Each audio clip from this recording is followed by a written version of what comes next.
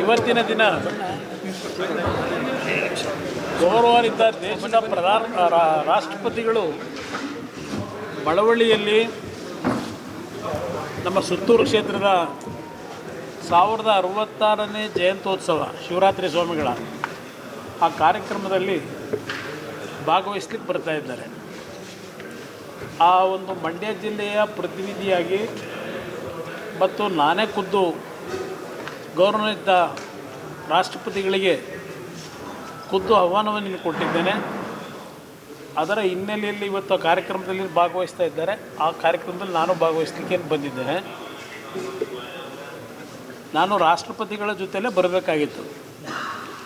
ಆದರೆ ಇವತ್ತಿನ ಕಾಕತಾಳೀಯ ನನ್ನ ಹುಟ್ಟದ ಹಬ್ಬ. ಆ ಹಿನ್ನೆಲೆಯಲ್ಲಿ ನನಗೆ ಆಯ್ಕೆ ಮಾಡಿರ್ತಕ್ಕಂಥ ಬೆಂಗಳೂರಿನಿಂದ ಪ್ರಾರಂಭ ಆದರೆ ಮೈಸೂರಿನವರೆಗೂ ಎಲ್ಲ ಅಭಿಮಾನಿಗಳೇ ಇದ್ದಾರೆ ನಾನು ಬೆಳೆಸಿರ್ತಕ್ಕಂಥ. ಅವರಿಗೆ ನಿರಾಸೆ ಆಗಬಾರ್ದು ಅಂತ ನಿನ್ನೆ ರಾತ್ರಿ ನಾನು ಬಂದು ಇವತ್ತು ಬೆಳಗ್ಗೆ ಬೆಂಗಳೂರಿನಿಂದ ಹೊರಟು ಎಲ್ಲ ಭಾಗದಲ್ಲಿ ಕಾರ್ಯಕರ್ತರನ್ನ ಭೇಟಿ ಮಾಡಿ ಅವರ ಒಂದು ಶುಭ ಆರೈಕೆಯನ್ನು ಸ್ವೀಕಾರ ಮಾಡಿದ್ದೆ. ಮತ್ತು ಇವತ್ತು ಮಳವಳ್ಳಿ ಕಾರ್ಯಕ್ರಮದಲ್ಲಿ ಭಾಗವಹಿಸಿ ಪುನಃ ನಾನು ದೆಹಲಿಗೆ ಹೋಗ್ತಾ ಇದ್ದೇನೆ. ಅಂದರೆ ಎರಡು ವಿಷಯ ಹೇಳ್ತೀನಿ ನಿಮಗೆ. ಈ ಸರ್ಕಾರದಲ್ಲಿ ನಾನು ಮೊನ್ನೆ ಒಂದು ರಿಪೋರ್ಟ್ ನೋಡ್ತಾ ಇದ್ದೆ. 2800 ರೈತರ ಆತ್ಮಹತ್ಯೆ ಈ ಸರ್ಕಾರ ಬಂದ ನಂತರ ಆಗಿರ್ತಕ್ಕಂಥದ್ದು.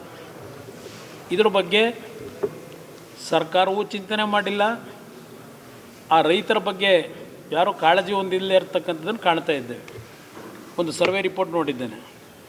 ನಂತರ ಈ ಸರ್ಕಾರ ಹೇಳಿತು ಬಂದಂಥ ಸಂದರ್ಭದಲ್ಲಿ ಈ ಬಾರಿ 32 ಲಕ್ಷ ರೈತರಿಗೆ 24,000 ಕೋಟಿ ಹಣ ಕೊಡ್ತೀವಿ ರೈತನ ಒಂದು ಕೃಷಿ ಚಟುವಟಿಕೆಗೆ ಅಂತ ಹೇಳಿದ್ರು. ಈ ನವಂಬರ್ ತಿಂಗಳಿನವರೆಗೆ ಸುಮಾರು 12,000 ಕೋಟಿ ರೂಪಾಯಿಗಳನ್ನು 14-18 ಲಕ್ಷ ಜನಕ್ಕೋ ಇಲ್ಲ 24 ಲಕ್ಷ ಇರಬೇಕು. ಹಿಂದೆ ಏನಿತ್ತು ಅಷ್ಟಕ್ಕೆ ಮಾತ್ರ ಸೀಮಿತ ಮಾಡ್ಕೊಂಡಿದ್ದಾರೆ. ಇದು ಈ ಸರ್ಕಾರ ಎಲ್ಲೆಲ್ಲಿ ವೈಫಲ್ಯತೆಗಳಿದೆ, ಜೊತೆಗೆ ಭ್ರಷ್ಟ ವ್ಯವಸ್ಥೆ ಅಂತಕ್ಕಂಥದ್ರ ಬಗ್ಗೆ ನನಗೆ ಚರ್ಚೆ ಮಾಡಲಿಕ್ಕೂ ಇಲ್ಲ. ನಾನು 20ನೇ ತಾರೀಕು ಮೇಲೆ ನಿಮ್ಮನ್ನು ಮತ್ತೆ ಭೇಟಿ ಮಾಡ್ತೀನಿ, ಸುದೀರ್ಘವಾಗಿ ಆಗಿ ಮಾತಾಡ್ತೀನಿ. ದಯವಿಟ್ಟು ಕ್ಷಮಿಸಬೇಕು ನನಗೆ, ಏಕೆಂದರೆ ಭಾಳ ವಿಷಯಗಳಿದೆ ಮಾತಾಡಲಿಕ್ಕೆ.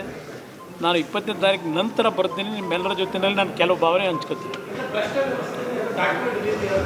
ಡಾಕ್ಯುಮೆಂಟ್ ಕೊಟ್ಟರು ಏನು ಉಪಯೋಗ ಬರಲ್ಲ, ಅದಕ್ಕೊಂದು ಕಾಲ ಇದೆ. ಆ ಕಾಲಕ್ಕೆ ನಿರೀಕ್ಷೆ ಮಾಡ್ತಾಯಿದ್ದೀನಿ.